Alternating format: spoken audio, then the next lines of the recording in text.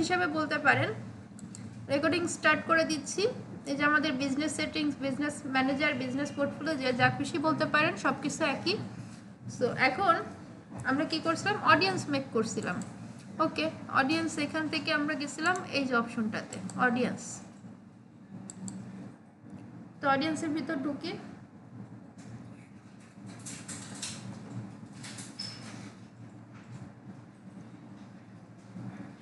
অডিয়েন্সের ভিতর ঢুকলে এই যে একটা ইন্টারফেস ওপেন হচ্ছে। আমরা একটু সময় দিই।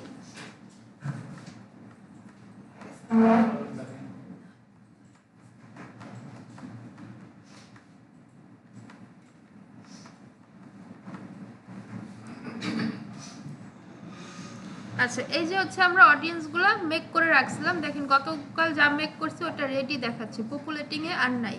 তো আমরা জানি কি রেডি হলে ওটাকে আমরা ইউজ করতে পারবো। তো অডিয়েন্সে আরেক ধরনের অডিয়েন্স আছে, সেটা হচ্ছে লুকে লাইক অডিয়েন্স। এটার ব্যবহারটা একটু কম। এটা হচ্ছে কিছু বড় মানের ওয়েবসাইট, বিজনেস এই টাইপের ক্ষেত্রে লাগে। ঠিক আছে, লুকে লাইক অডিয়েন্স যেমন সেম লুকে লাইক মানে কি একই রকম না প্রায়। তো আপনি কোনো ক্লায়েন্ট ধরেন ফেসবুক মার্কেটিংয়ের কোর্স খুঁজতেছে, তাকে যদি আপনি ডিজিটাল মার্কেটিংয়ের অ্যাড দেখান তাহলে এটা কি প্রায় সেম না? তাতে করে ওইখান থেকে পারচেস হওয়ার চান্স বেশি থাকে। আর লুকে লাইক অডিয়েন্স থেকে প্রচুর সংখ্যায় পারচেস হয়, সবথেকে ভালো একটা অ্যাডস। কিন্তু এটা হচ্ছে আপনার যথেষ্ট পরিমাণ ডেটা থাকতে হয়, প্রিভিয়াস ডেটা। লাইক দারাজের মতো ওয়েবসাইটে যে পরিমাণ ডেটা থাকে, ওই টাইপের ডেটা থাকতে হয়। ক্লিয়ার? না হলে আমাদের জাস্ট ছোটোখাটো উদ্যোক্তাদের জন্য এই অ্যাডটা খুব একটা ফলপ্রসূ ভাব আনে না, এবং অনেক ক্ষেত্রে এটা দেওয়াও যায় না। সেই এটা পদ্ধতিটা আমরা জেনে রাখি।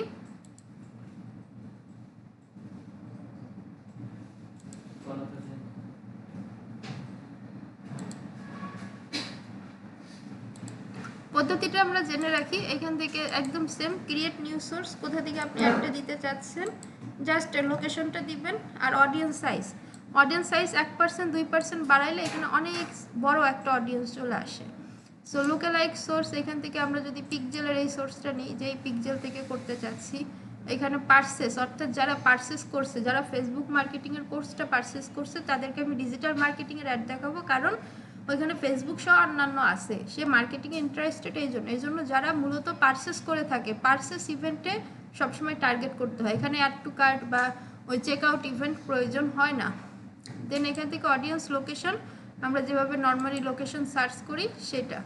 আচ্ছা, এরপর হচ্ছে অডিয়েন্স সাইজ। আপনি কত সাইজের অডিয়েন্সকে অ্যাড দেখাবেন? এখানে 1% 2% এটা কিন্তু অনেক বড় সাইজ। আমরা এটা হয়তো কল্পনাও করতে পারছি না। এটা মাঝে মাঝে একটা আপডেট দেয়, আপডেটটা এখানে আসছে না। এখানে ধরেন অনেক সাইজ 527K 600K এই টাইপের সাইজ আসে। তো এটা একমাত্র বড় ধরনের সাইট ছাড়া এবং প্রিভিয়াস যথেষ্ট পরিমাণ ডেটা ছাড়া এটা পসিবল না। সো এই অডিয়েন্সটা আমরা দেখে রাখি, বুঝে রাখি, চিনে রাখি। আমরা যখন বড় সাইটগুলোতে কাজ করবো, এটা ছাড়া প্র্যাকটিক্যাল ইউজেস খুবই কম, এছাড়া তেমন কোনো ইউজেস নাই। তো আমরা দুই ধরনের অডিয়েন্স শিখলাম, কাস্টম, লুকে লাইক। আর সেভ অডিয়েন্স এটা নর্মাল বিষয়। আমি ধরেন আজকে কাউকে টার্গেট করলাম 18 থেকে 35 বছর, তো এই ঢাকা টার্গেট করলাম আর কিছু ডিটেল টার্গেটিং করলাম। সো তাতে করে দেখা গেল কি যে আমার ওইখানে সেলটা ভালো আসছে, তাইলে আমি ওইটা সেভ করে রাখতে পারি। ওই অডিয়েন্স দিয়ে আমি পরের বার আবার টার্গেট করব, এটাও হইতে পারে। আচ্ছা, সো এটা খুব নর্মাল বিষয়। তাহলে আমরা কাস্টম অডিয়েন্স ক্রিয়েট করছি, লুকে লাইক অডিয়েন্স শিখছি। এখন আমরা আমাদের চিরচেনা অ্যাড ম্যানেজারে যাবো, এটা কিভাবে ইউজ করে সেটা দেখার জন্য। সো এখান থেকে সিম্পলভাবে আমরা আমাদের বিজনেস পোর্টফোলিওটা শিফট করি।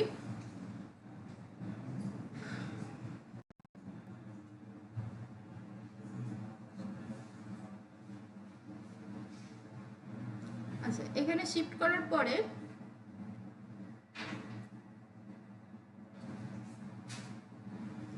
আমরা স্বাভাবিকভাবে যে অ্যাডটা দিয়ে থাকি, একদম স্বাভাবিক যে অ্যাড, সেটা আমরা এখানে দিতে পারি।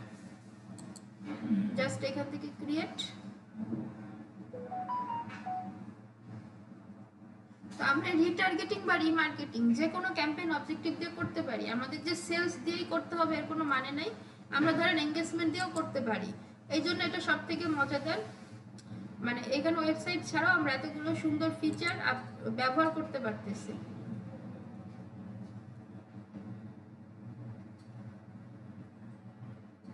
এখান থেকে ম্যানুয়াল এঙ্গেজমেন্ট ক্যাম্পেইন, এখান থেকে কন্টিনিউ। আমরা জাস্ট চেঞ্জগুলো দেখবো কোথায় আমাদের চেঞ্জগুলো হচ্ছে। এখানে ক্যাম্পেইন নেম ঠিক আছে, বিট বাজেট স্ট্র্যাটেজি, এখানে অ্যাডসেট বাজেট, ওকে ফাইন, এখানে আমাদের কোনো কাজ নেই। এখান থেকে নেক্সট আমরা সিবিও দেখছিলাম না, ক্যাম্পেইন বাজেট অপটিমাইজেশন দেখছিলাম। আচ্ছা ঠিক আছে বুঝছি। এখান থেকে ধরেন message destination, conversion location, message destination. আমরা কিন্তু এখন এঙ্গেজমেন্টের মধ্যে আছি। এটা এঙ্গেজমেন্ট দিয়েও রিটার্গেটিং বা রিমার্কেটিং করা যায়। এবার একটু নিচে স্ক্রল করি, নিচে আসি, পারফরমেন্স গোল গেল, বাজেট অ্যান্ড স্কেজুল গেল, অডিয়েন্স গেল। আচ্ছা এগুলো নর্মাল, এগুলো আমরা পারবো। আমাদের চেঞ্জ যে জায়গাটাতে সেটা হচ্ছে ইউজ সেভ অডিয়েন্স। আচ্ছা এই জায়গাটা একটু চেঞ্জ আছে, ইন্টারফেসটা হালকা চেঞ্জ হয়েছে, ঠিক আছে। এইখান থেকে আমাদের এটা অন করে দিচ্ছি। এখানে ইন্টারফেসটা একটু চেঞ্জ হবে, হালকা হালকা চেঞ্জ থাকবে। তো এখানে কাস্টম অডিয়েন্স, এই যে নামটা এখানে আসলে ক্রিয়েট নিউ কাস্টম অডিয়েন্স লুকে লাইক অডিয়েন্স। তো আমাদের তো আগে ক্রিয়েট করা আছে, এই জন্য আমরা এখান থেকে ক্রিয়েট নিউতে যাব না। এই যে কাস্টম অডিয়েন্স আমরা শুধু এখানে সার্চ করব, এখানে কোনো কিছু লিখে ক্লিক করলে এই যে দেখুন আমরা যেগুলো মেক করছে সব চলে আসছে না, আসছে। Send message, click city on last 35 days আসছে, আসছে। তাহলে এটাতে আমরা ক্লিক করে দেব, তাহলে আমাদের একটা শুধুমাত্র এই অডিয়েন্সের কাছে পৌঁছাবে যারা লাস্ট 35 ডেজে আমাদের সিটিএ বাটনে ক্লিক করছিল। আবার এইটাই ক্লিক যদি করে দিই তাইলে লাস্ট 30 দিনে যারা আমাদের গেমিং ভিডিওগুলা 25% সময় ধরে দেখছিল, তাহলে এই অডিয়েন্সের কাছে আমি পৌঁছাবো। এইটা হচ্ছে মেইন। আমরা প্রথমে অডিয়েন্স ক্রিয়েট করব, এঙ্গেজমেন্ট দিয়ে মানে নর্মালি ক্রিয়েট করব, তারপরে এইভাবে করে পৌঁছাবো। তাতে আমাদের বেনিফিট কি, আমরা যারা ক্ষুদ্র উদ্যোক্তা আছে, ওয়েবসাইট নাই, ওই হ্যাসেল নিতে চাই না, তারাও আমরা এখান থেকে বেনিফিটেড হইতে পারবো। বারবার রিটার্গেটিং রিমার্কেটিং এর মাধ্যমে আমরা আমাদের সেলস বাড়াতে পারবো। এছাড়া বাকি সব প্রসেস এক। দেন এখান থেকে সব নর্মাল ইউজ, আর কোনো চেঞ্জ নাই। পারা যাবে? Any question? আচ্ছা আপনারা তো অডিয়েন্স মেক করছিলেন তাই না? তাহলে ওইটা করে ফেলেন। আর এরপর আমরা সিবিও একটা শিখবো, ক্যাম্পেইন বাজেট অপটিমাইজেশন। এটা ওদের দেখাইছে, আপনাদের দেখাই দেবো।